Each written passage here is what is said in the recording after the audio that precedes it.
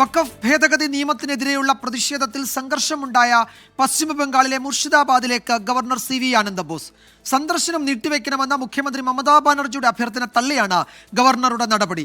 അതേസമയം ഇക്കാര്യത്തിൽ ബംഗ്ലാദേശ് നടത്തിയ പരാമർശം ഇന്ത്യ തള്ളി.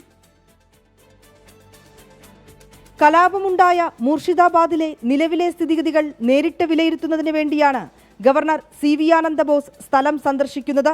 പ്രദേശത്തെ സ്ഥിതിഗതികൾ ശാന്തമാകും വരെ സന്ദർശനം നീട്ടിവെക്കണമെന്ന മുഖ്യമന്ത്രി മമതാ ബാനർജിയുടെ അപേക്ഷ തള്ളിയാണ് ഗവർണറുടെ സന്ദർശനം.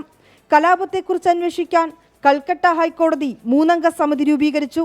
ദേശീയ മനുഷ്യാവകാശ കമ്മീഷൻ, സംസ്ഥാന മനുഷ്യാവകാശ commission, state legal service authority എന്നിവയിലെ പ്രതിനിധികൾ ഉൾപ്പെട്ടതാണ് സമിതി. കലാപത്തെ തുടർന്ന് പ്രദേശം വിട്ടുപോയവരെ കണ്ടെത്തണം. FIR ഫയൽ ചെയ്യുന്നതിൽ നാശനഷ്ടങ്ങളും സഹായവും വിലയിരുത്തണം. നടപടി സംബന്ധിച്ച് മെയ് 15-നകം റിപ്പോർട്ട് സമർപ്പിക്കണമെന്നും ഹൈക്കോടതിയുടെ ഇടക്കാല ഉത്തരവിലുണ്ട്. അതിനിടെ ന്യൂനപക്ഷ മുസ്ലിം ജനതയെ ഇന്ത്യ സംരക്ഷിക്കണമെന്ന ബംഗ്ലാദേശ് സർക്കാർ വക്താവ് ഷഫീഖുൽ ആലം നടത്തിയ പരാമർശം ഇന്ത്യ തള്ളി. സ്വന്തം രാജ്യത്തെ ന്യൂനപക്ഷങ്ങളുടെ അവകാശങ്ങൾ സംരക്ഷിക്കുന്നതിൽ ബംഗ്ലാദേശ് ശ്രദ്ധിക്കണമെന്ന വിദേശകാര്യ മന്ത്രാലയ വക്താവ് രൺധീർ ജയ്സ്വാൾ പ്രതികരിച്ചു. 24 ഡൽഹി.